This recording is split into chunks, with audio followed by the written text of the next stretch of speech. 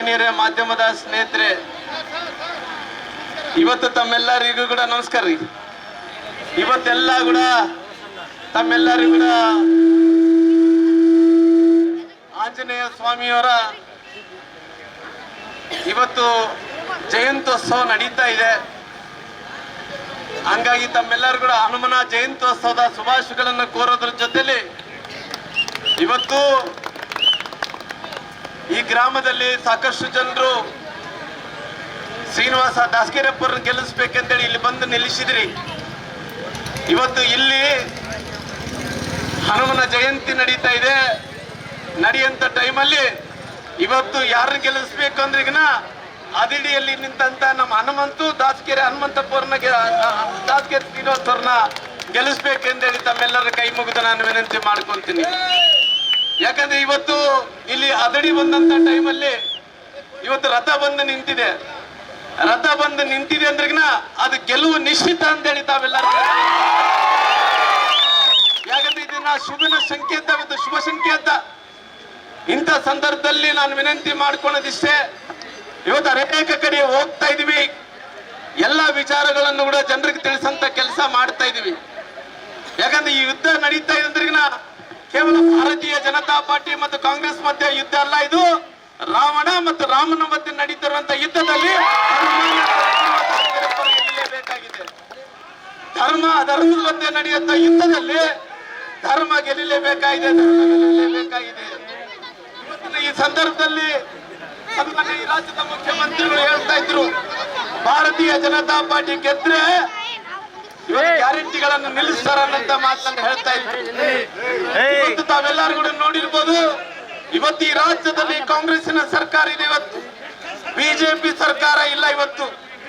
ಯಾಕಂದ್ರೆ ಇವತ್ತು ಈ ರಾಜ್ಯದಲ್ಲಿ ಇದ್ದಂತ ಕಾಂಗ್ರೆಸ್ಸಿನ ಸರ್ಕಾರ ಇವತ್ತು ಜನರನ್ನೆಲ್ಲರೂ ಕೂಡ ಬಹಳಷ್ಟು ದಡ್ರು ಅಂತ ಹೇಳಿ ತಿಳ್ಕೊಂಡಿದೆ. ಯಾಕಂದ್ರೆ ಇವತ್ತಿನ ಸುಳ್ಳಿನ ಮೇಲೆ ಇವತ್ತು ಈ ಸರ್ಕಾರ ನಡೀತಾ ಇದೆ. ಯಾಕಂದ್ರೆ ಸುಳ್ಳಿನ ಹೇಳೋದ್ರ ಮೂಲಕ ಈ ಸರ್ಕಾರ ಏನ್ ನಡೀತಾ ಇದೆನೋ ಇದಕ್ಕೆ ಲಗಾಮ ಹಾಕಬೇಕಾಗಿದೆ. ಮುಂದಿನ ದಿನಗಳಲ್ಲಿ ಲಗಾಮ ಯಾರ ಕೈಲಿ ಇರ್ಬೇಕಂದ್ರೆ ಅದು ಜನರ ಕೈಲಿ ಇರಬೇಕು, ಬಿಜೆಪಿ ಕೈಯಲ್ಲಿ ಇರಬೇಕು ಅಂತ ಒತ್ತಾಯ ಮಾಡ್ತೀವಿ. ಯಾಕಂದ್ರೆ ಒಂದು ಕಡೆ ತಾವೆಲ್ಲರೂ ಕೂಡ ನೋಡಿರ್ಬೋದು, ಒಂದು ಕಡೆ 3.5 ವರ್ಷಗಳ ಕಾಲ ಆಗ್ತಾ ಇದೆ, ಜಗಳ ಮಾಡ್ಕೊಂತಾನೆ ಇವತ್ತು ಸರ್ಕಾರವನ್ನು ನಡೆಸ್ತಾ ಇದ್ದಾರ. ಯಾಕಂದ್ರೆ ಕಾಲಚಕ್ರ ಬದಲಾವಣೆ ಆದಂತ ಟೈಮಲ್ಲಿ ಇವತ್ತು ಅನೇಕ ಬದಲು ಆಗ್ತಿರ್ತಾವ. ಯಾಕಂದ್ರೆ 2018ರಲ್ಲಿ ಒಂದು ಸರಿ ನೆನಪು ಮಾಡಿಕೊಳ್ಳ್ರಿ, ಅವತ್ತಿನ ದಲಿತ ನಾಯಕರಾದಂತ ಪರಮೇಶ್ವರನ ಮುಖ್ಯಮಂತ್ರಿ ಮಾಡ್ಬೇಕನ್ನಂತ ಸಂದರ್ಭದಲ್ಲಿ ಅವತ್ತು ಸಿದ್ದರಾಮಯ್ಯ ಷಡ್ಯಂತ್ರವನ್ನು ಮಾಡಿ ಪರಮೇಶ್ವರನ ಸೋಲ್ಸಂತ ಕೆಲಸ ಸಿದ್ದರಾಮಯ್ಯ ಮಾಡ್ತಾರ. ಇವತ್ತು ಏನು ಭಯ ಪ್ರಾರಂಭ ಆಗಿದೆ ಅಂದ್ರೆ ಕಾಲಚಕ್ರದಲ್ಲಿ ಸಿದ್ದರಾಮಯ್ಯ ತುಳಿದು DK ಶಿವಕುಮಾರ್ ಅವ್ರ ಮೇಲೆ ಬರ್ತಾರನ್ನಂತ ಕಾರಣದಿಂದ ಅವರಿದ್ದು ಇಬ್ಬರ ಮಧ್ಯೆ ಜಗಳ ನಡೀತಾ ಇದೆ. ಇವತ್ತು ಈ ಜಗಳ ನಡೆಯುವಂತ ಟೈಮಲ್ಲಿ ಕಾಂಗ್ರೆಸ್ಸಿನ ಪರಿಸ್ಥಿತಿ ಏನಾಗಿದೆ, ಇವತ್ತು ಕಾಂಗ್ರೆಸ್ಸಿನ ಸರ್ಕಾರ ಆಕ್ಸಿಜನ್ ಮೇಲಿದೆ. ಯಾವ ಆಕ್ಸಿಜನ್ ಮೇಲೆ ಇದೆ ಅಂದ್ರೆ ಅದು ಸುಳ್ಳಿನ ಆಕ್ಸಿಜನ್ ಮೇಲೆ ಇದೆ. ಆಕ್ಸಿಜನ್ ತೆಗೆದ್ರೆ ಇವತ್ತು ಕಾಂಗ್ರೆಸ್ ಪಾರ್ಟಿ ಸತ್ತೋಗುತ್ತೆ ಅನ್ನಂತ ಮಾತನ್ನು ಕೂಡ ನಾನು ಹೇಳಬೇಕಾಗುತ್ತೆ. ಹಂಗಾಗಿ ಬೆಳಗ್ಗೆ ಎದ್ರೆ ಸಾಕು ಭ್ರಷ್ಟಾಚಾರ, ಇವತ್ತು ಬೆಳಗ್ಗೆ ಎದ್ರೆ ಸಾಕು ಸುಳ್ಳುಗಳು ಹೇಳಿಕೊಂಡು ರಾಜಕಾರಣವನ್ನು ಮಾಡ್ಕೊಂತ ಬರ್ತಾ ಇದ್ದಾರ. ಅದಕ್ಕೋಸ್ಕರವಾಗಿ ದೇಶದ ಪ್ರಧಾನಮಂತ್ರಿ ಅಂತ ನರೇಂದ್ರ ಮೋದಿಜರು 5 ಪಂಚರಾಜ್ಯಗಳ ಚುನಾವಣೆಯನ್ನು ನಡೀತಾ ಇದನೋ ಅದರಲ್ಲಿ ಬಳ್ಳಾರಿ, ಇವತ್ತು ದಾವಣಗೆರೆ ಮತ್ತು ಬಾಗಲಕೋಟೆಯಲ್ಲಿ ಇವತ್ತು ಉಪಚುನಾವಣೆಗಳು ನಡೀತಾ ಇದಾವ. ನಾನು ವಿನಂತಿ ಮಾಡ್ತಾ ಇದ್ದೀನಿ ಪ್ರಧಾನಮಂತ್ರಿಗಳಂತ ನರೇಂದ್ರ ಮೋದಿಜಿಯವರು 5 ಪಂಚರಾಜ್ಯ ಚುನಾವಣೆಗಳ ಜೊತೆಲಿ 2 ಉಪಚುನಾವಣೆಗಳು ನಡೀತಾ ಏನು ಅವರು ಎಲ್ಲಾ ರೀತಿಯಲ್ಲಿ ಕೂಡ ಅವ್ರು ವೀಕ್ಷಣೆ ಮಾಡ್ತಾ ಇದ್ರು. ನಾನು ವಿಶೇಷವಾಗಿ ದಾವಣಗೆರೆ ದಕ್ಷಿಣ ಜನರನ್ನು ವಿನಂತಿ ಮಾಡ್ಕೊಂತೀನಿ, ಬಿಜೆಪಿ ಅವರ ಗೆಲ್ಲಿಸಿದ್ರೆ ನರೇಂದ್ರ ಮೋದಿಜಿಯವರ ಅಭಿನಂದನೆಗಳು ಸಲ್ಲಿಸಂತ ಕೆಲಸ ಮಾಡ್ತಾರೆ. ಅಭಿನಂದನೆ. ಈ ರಾಜ್ಯದಲ್ಲಿ ಇವತ್ತು ಪರಿಶಿಷ್ಟ ಕಲ್ಯಾಣಗಳಂದ್ರೆ ನಾವು ವಾಲ್ಮೀಕಿ ಸಮುದಾಯ ಭವನಗಳು, ಇವತ್ತು ಹಿಂದುಳಿದಂತಹ ಜಾತಿ ಜನರಿಗೆ ಇವತ್ತು ನಮ್ಮ ಸರ್ಕಾರ ಇರುವಂತ ಟೈಮಲ್ಲಿ ಒಳ್ಳೊಳ್ಳೆ ಕಾರ್ಯಕ್ರಮಗಳು ಕೊಡುವಂತ ಕೆಲಸ ಕೂಡ ಮಾಡಿದ್ವಿ. ಸುಮಾರು ನೀವೆಲ್ಲರೂ ಕೂಡ ರಾಮಚಂದ್ರಪ್ಪನವರು ಹೇಳಿದ್ರು, ಏನು ಹೇಳಿದ್ರಿಂದ 187 ಕೋಟಿ ರೂಪಾಯಿ ಭ್ರಷ್ಟಾಚಾರವನ್ನು ಮಾಡಿದ್ರು. SC ನಿಗಮದಲ್ಲಿ ಇವತ್ತು 106 ಕೋಟಿ ರೂಪಾಯಿ ಇವತ್ತು ಬ್ರಹ್ಮಾಂಡ ಭ್ರಷ್ಟಾಚಾರ ಮಾಡಂತ ಕೆಲಸ ಮಾಡಿದ್ರು.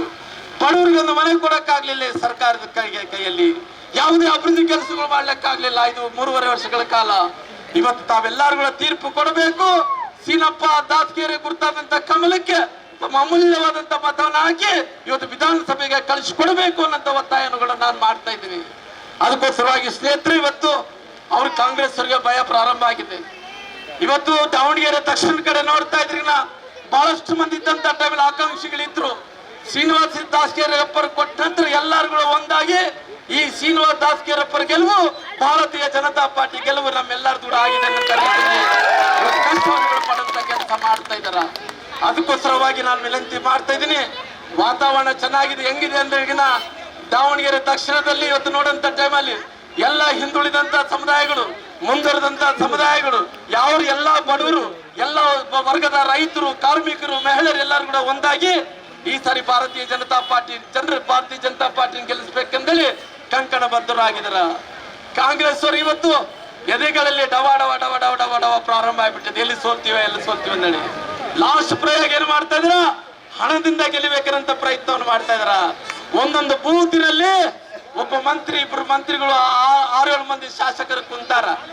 ಅವ್ರು ಬಂದಾರಂದ್ರೆ ಈಗ ಸುಮ್ಮನೆ ಬಂದಿಲ್ಲ, ಅವ್ರೆಲ್ಲಾರು ಕೂಡ ಚೀಲ ಗಟ್ಲೆ ರೊಕ್ಕ ತಗೊಂಡು ಬಂದಾರ. ರೊಕ್ಕ ತಂದಂತ ಜನರನ್ನ ನೀವೆಲ್ಲರೂ ರೊಕ್ಕ ಇಸ್ಕೊಳ್ರಿ, ಅವ್ರೇನು ಅವ್ರ ಸ್ವಂತ ರೊಕ್ಕ ಅಲ್ಲ, ಇವತ್ತು ಭ್ರಷ್ಟಾಚಾರ ಮಾಡಿ ಸರ್ಕಾರದ ರೊಕ್ಕನ ತಂದಿಲ್ಲಿ ತಂದಾರ. ಯಾರು ಕೂಡ ಒಳ್ಳೆ ಅನ್ಬೇಡಿ, ಅವ್ರು ಕಷ್ಟಪಟ್ಟಿದ್ ರೊಕ್ಕ ಅಲ್ಲ, ಶ್ರೀನಿವಾಸ ದಾಸ್ಕೇರಪ್ಪರ್ ಕಷ್ಟಪಟ್ಟದ ರೊಕ್ಕ ಅಲ್ಲ, ಪುಕಟ್ಟಿ ರೊಕ್ಕ. ಅದು ವಾಲ್ಮೀಕಿ ಅಭಿವೃದ್ಧಿ ನಿಗಮದಲ್ಲಿ 187 ಕೋಟಿ ರೂಪಾಯಿ ಯಾವ ರೀತಿ ಭ್ರಷ್ಟಾಚಾರ ಮಾಡಿದ್ರು, ಇವತ್ತು ಚುನಾವಣೆ ಮಾಡುವಂತ ಟೈಮಲ್ಲಿ ಕೂಡ ಬೇರೆ ನಿಗಮದಲ್ಲಿ ಭ್ರಷ್ಟಾಚಾರ ಮಾಡಿಕೊಂಡು ಹಣ ತರ್ತಾ ಇದ್ರ. ಹಣ ತಗೊಳ್ರಿ, ಬಿಜೆಪಿಗೆ ಮತ ಹಾಕ್ರಿ. ತಮ್ಮೆಲ್ಲರಿಗೆ ಧನ್ಯವಾದಗಳು. ಜೈ ಹಿಂದ್, ಜೈ ಕರ್ನಾಟಕ.